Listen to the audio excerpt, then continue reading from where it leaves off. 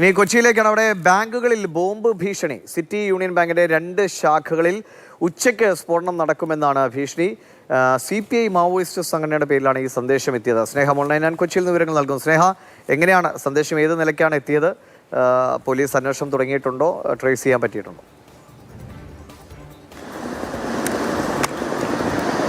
ഇന്ന് രാവിലെയോടെയാണ് ഇവിടെ എറണാകുളത്തെ സിറ്റി യൂണിയൻ ബാങ്കിന്റെ 2 ശാഖകളിൽ, ഒന്ന് ഇവിടെ എടപ്പള്ളി മാമംഗലത്തെ ശാഖയിലും മറ്റൊന്ന് സൗത്ത് പള്ളിമുക്കിലും, അങ്ങനെ 2 സ്ഥലങ്ങളിലുമാണ് ഭീഷണി സന്ദേശം എത്തിയത്. ഉച്ചയോടെ തന്നെ ഇത്തരത്തിൽ ഈ സ്ഫോടനം നടക്കും എന്നത് തന്നെയാണ് ഒരു സന്ദേശം എത്തിയത്. അമോണിയം നൈട്രേറ്റ് ഇങ്ങനെ ഈ ശാഖകളിൽ പലയിടങ്ങളിലായി സൂക്ഷിച്ചിട്ടുണ്ട്, അത് ഉച്ചയോടെ പൊട്ടിത്തെറിക്കും എന്നത് തന്നെയാണ് ഈ ഒരു സന്ദേശമായി എത്തിയത്. CPI മാവോയിസ്റ്റ് സംഘടനയുടെ പേരിലാണ് ഈ സന്ദേശം എത്തിയിരിക്കുന്നത്.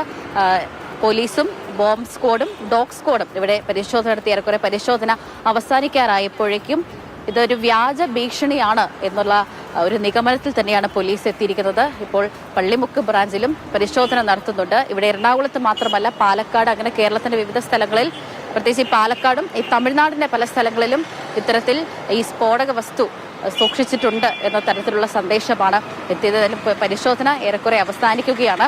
ഈ അടുത്തിടെ ഈ വ്യാജ ബോംബ് ഭീഷണിയൊക്കെ നിരവധി നമ്മൾ കാണുന്നതാണ്. എയർപോർട്ടിലും അതോടൊപ്പം തന്നെ ഈ ഷോപ്പിംഗ് മാളുകളിലും കോംപ്ലക്സുകളിലും ഒക്കെ ഇത്തരത്തിൽ ഈ സ്ഫോടക വസ്തു സൂക്ഷിച്ചിട്ടുണ്ട് എന്ന തരത്തിലുള്ള വ്യാജ ഭീഷണിയൊക്കെ നിരവധി കാണുന്നതാണ്. ഏതായാലും പരിശോധനയിൽ ഒന്നും തന്നെ കണ്ടെത്താൻ സാധിച്ചിട്ടില്ല എന്ന് തന്നെയാണ് പോലീസും അതുപോലെ തന്നെ മറ്റ് ഡിപ്പാർട്ട്മെന്റിലെ ആളുകളും നമ്മളോട് സംസാരിച്ചത്.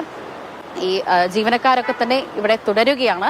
2 ബ്രാഞ്ചിലാണ്, എറണാകുളത്തെ 2 ബ്രാഞ്ചിലാണ്. ഒന്ന് ഇവിടെ മാമംഗലത്തുള്ള, ഇടപ്പള്ളി മാമംഗലത്തുള്ള ബ്രാഞ്ചിലും അതോടൊപ്പം തന്നെ സൗത്ത് പള്ളിമുക്ക്, ഈ 2 സ്ഥലങ്ങളിലുമാണ് ഇത്തരത്തിലുള്ളൊരു ഭീഷണി സന്ദേശം എത്തിയത്. പരിശോധന അവസാനിച്ചു, അത് വ്യാജമാണ് എന്നൊരു നിഗമനത്തിലാണ്. ഉച്ചയോടെ തന്നെ സ്ഫോടനം നടക്കുമെന്നത് തന്നെയാണ് സന്ദേശം. ശരി ശരി സ്നേഹം ഓൺലൈനാണ് വിവരങ്ങൾ നൽകി. വ്യാജ ഭീഷണിയാണെന്ന് വ്യക്തമായിട്ടുണ്ട്.